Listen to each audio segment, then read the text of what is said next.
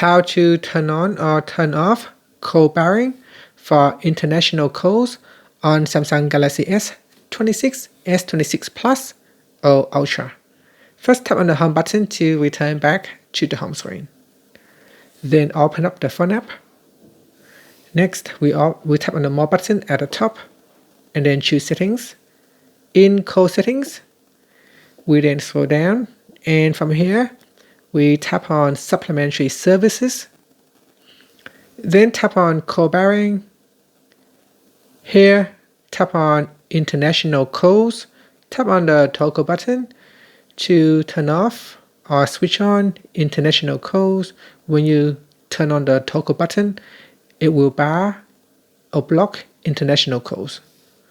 Now, depending on your network provider, you may or may not be able to change these settings. Finally, tap on the home button to go back to the home screen. And that's it. Thank you for watching this video. If you find it helpful, please like and subscribe to my channel for more videos.